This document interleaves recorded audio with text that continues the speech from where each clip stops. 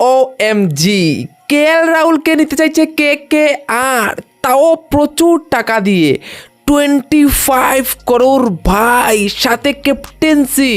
Wow, কি অফারটা না দিল ভাই KKR KL রাহুলকে। সেই KKRের ভাই যে অফার, সেটা কি KL রাহুল ঠুকরাতে পারবে? কারণ এখন বর্তমানে দিল্লির কাছে রয়েছে সে 14 কোটি টাকা নিয়ে, এবং ক্যাপ্টেন্সি কিন্তু ওর কাছে নেই।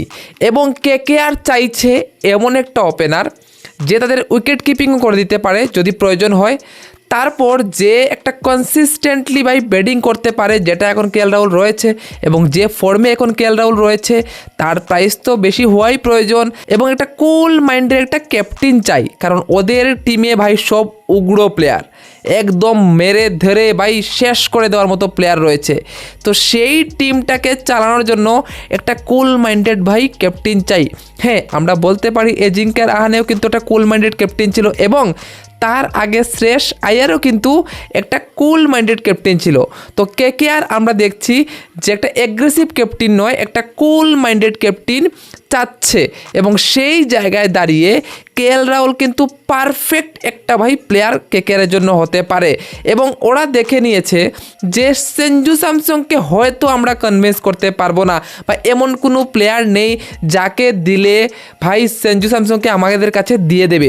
এর থেকে তো ভালো বেটার অপশন হচ্ছে CSKর কাছে, কারণ CSK যদি রবিচন্দ্র অশ্বিন এবং সাথে যদি শিবম দুবেকে দিয়ে দে, তাহলে তো ভাই ওরা চলে যাবে চেন্নাইতে, আর সঞ্জু স্যামসনের চেন্নাই যাওয়ার জন্য একটু আগ্রহ রয়েছে।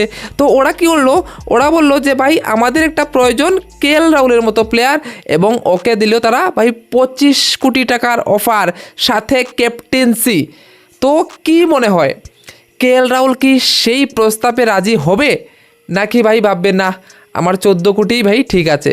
তোমাদের কি মতামত? এবং তারপর আরেকটা প্রশ্ন হচ্ছে গিয়ে, KL রাহুল কতটুক সাকসেস হতে পারে ভাই KKR-এ গেলে?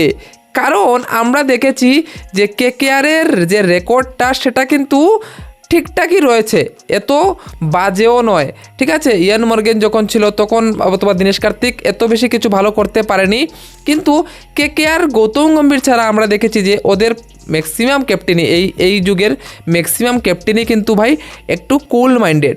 তো সেই জায়গায় দাঁড়িয়ে 25 কোটি টাকা প্লাস ক্যাপ্টেন্সি, কে না চায় ভাই? আমার তো মনে হচ্ছে KL রাহুল রাজি হয়ে যাবে। তোমাদের কি মতামত ভাই? কারণ KKR ভেবেছে যে আমাদের কাছে তো ভাই 23 কোটি টাকা রয়েছে ভেঙ্কটেশের কাছে, এবং অনেক আরও প্লেয়ার রয়েছে যাদের কাছে অনেক টাকা রয়েছে, তো ওদেরকে ছেড়ে দিলেই তো আমার পার্স পুরোপুরি ভাই খালি হয়ে যাবে, এবং আমরা KL রাহুলকে অ্যাপ্রোচ করতে পারবো। কিন্তু তারপরে বলছি, তারা শুধু KL রাহুলকে অ্যাপ্রোচ করলে হবে না, KKR কিন্তু একটা ভালো পেস বোলার চাই, সেটাও ওদেরকে লক্ষ্য রাখতে হবে। তোমাদের কি মতামত, KL রাহুলকে KKR-এ যাওয়া উচিত কি উচিত না? কমেন্টে বলে দিও। ভিডিওটা ভালো লাগলে লাইক করে দিও, আর চ্যানেল নতুন চ্যানেল সাবস্ক্রাইব করে দিও। দেখা হচ্ছে অন্য একটা ভিডিওতে, দেখার জন্য বাই বাই।